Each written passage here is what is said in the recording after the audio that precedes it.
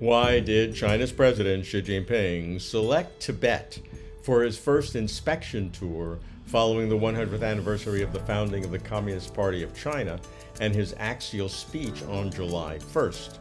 Moreover, it was Xi's first trip to Tibet as China's president.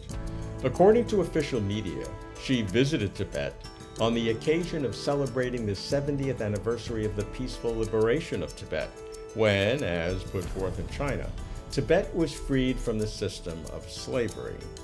His theme was that under the strong leadership of the party Central Committee, cadres and masses of all ethnic groups in Tibet have achieved dramatic economic and social development, increasing income, wealth, and well-being. Indeed, in 1951, Tibet's GDP was only RMB 129 million.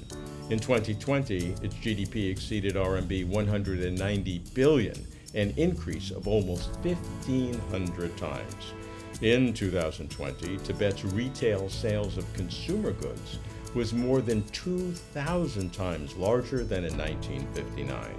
Highways of almost 120,000 kilometers have been built. When Xi arrived at the Nyingchi Meiling Airport in Tibet, official reporting noted that he was warmly welcomed by cadres and masses of all ethnic groups, a concise phrase efficiently combining party leadership, people-centered, and ethnic harmony. Xi's first two stops were a bridge to learn about ecological and environmental protection of local river basins and an urban planning museum to inspect city development and rural vitalization. The next day, Xi focused on railway infrastructure, exemplified by the Sichuan-Tibet Railway, and he took the train to Lhasa, the Tibetan capital, where he visited religious sites and cultural districts to learn about ethnic and religious affairs, the conservation of the ancient city, and the inheritance and protection of Tibetan culture. President Xi emphasized that important criteria for judging governance success are whether the people are satisfied or dissatisfied, and the conveniences and inconveniences of life. We must, he said, improve the quality of life of the people. President Xi also emphasized national unity, socialist core values, patriotism education, anti-separatism education, and Marxist education. Still, I think there's more here. So I ask, why Tibet and why now? To answer, note one highlight of Xi's July 1st speech. To herald the commencement of China's second centenary goal of becoming a fully modernized socialist country at the 100th anniversary of the People's Republic of China in 2049, when the country intends to be prosperous, strong, democratic, culturally advanced, harmonious, and beautiful. These 6 adjectives are not chosen merely to sound aspirational and uplifting. Rather, these words represent President Xi's grand goals for a rejuvenated China, goals that then drive strategic principles and policy guidelines.